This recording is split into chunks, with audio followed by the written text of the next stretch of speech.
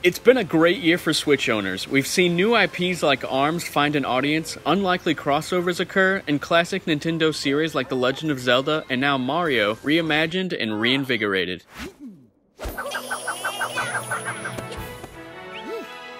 Ever since Nintendo first unveiled Super Mario Odyssey earlier this year during E3, it was pretty obvious that the game was going to be a blast to play. With the return of Super Mario 64 and Sunshine features like a fully controllable third-person camera, a health bar, and non-linear open worlds to explore, Super Mario Odyssey is the perfect culmination of everything we love about 3D Mario games. In terms of the game's presentation, I have played very few titles in the past that can match Super Mario Odyssey. The sheer amount of charm and convivial spunk Super Mario Odyssey presents itself with is overwhelmingly impressive. Nintendo undoubtedly pulled out all the stops for this action platformer. All of the worlds are vastly different from one another and none of them fail to burst with personality. The game also manages to brilliantly mesh together Nintendo's iconic cartoony art direction with a pinch of realism, and thankfully you can take pictures in photo mode anytime you want. To add to that, Mario Odyssey's musical score filled me with delight and satisfaction repeatedly during my time with the game. Whether I was casually exploring the depths of the sea or experiencing a jaw-dropping set piece, the soundtrack was executed damn near perfectly. Super Mario Odyssey features more than enough worlds to explore, some larger and more interesting than others, but they all succeed at making you want to keep exploring. Finding level-specific coins and golden coins allow you to unlock a bunch of awesome, fan service-filled Mario attire,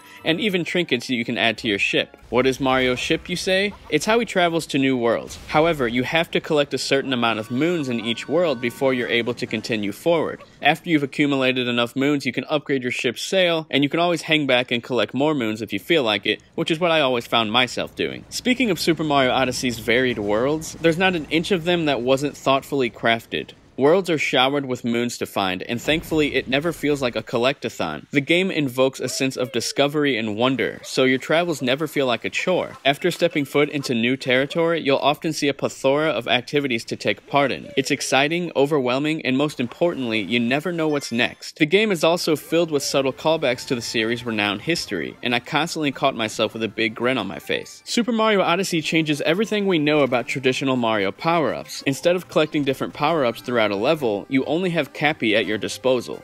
Lucky for us, Cappy is a fantastic addition to the Mario universe. Cappy can turn Mario into a slew of different characters and enemies, allowing for a multitude of gameplay variations. Whether you're firing hammers as a Hammer Bro, or zipping across power lines as an Electric Mario, the constant mix-up of gameplay makes sure things never feel stale or repetitive. It just sort of blows my mind that the game features so many different forms of gameplay. In the past, we were just used to a handful of different gameplay variations with each new Super Mario iteration. Sunshine adding Flood, Galaxy adding Low Gravity, and Galaxy 2 adding the inclusion of Yoshi. Super Mario Odyssey makes those new gameplay mechanics seem so small in comparison to what Cappy offers. Thanks to the power of Cappy, there are segments of the game that feel more like a beat-em-up action title, others that are a puzzler, and even some that feel like a racer. All of that, plus offering rock-solid presentation and the exquisite platforming we've grown accustomed to from a mainline Mario game, there are simply not many negative things I can say about Super Mario Odyssey. Although, if I must gripe about something, it's the lack of a home world. Super Mario Odyssey is mostly a spiritual sequel to Super Mario 64 and Sunshine, and somewhat Galaxy. If you didn't know, those games offer a home world you can return to after completing levels and collecting stars and shrines. Unfortunately, Odyssey is lacking in this category, which may or may not be a big deal to you. I just loved the idea of unlocking new areas to explore around Peach's castle in Super Mario 64, and I was hoping there was something similar to that in Super Mario Odyssey. Mario Odyssey's platforming feels better than any other 3D Mario game before it. Unlike Super Mario Sunshine, I never felt like I was cheated when I died. If I did die, I felt it was 100% my fault, which brings me to the game's difficulty. There are some seriously intense moments that had my adrenaline pumping as I did anything I could to prevent from being hit with just one heart piece left. I never felt the game was too difficult, but instead the perfect challenge. Learning how to defeat bosses without the game blatantly telling you what to do was a nice change of pace.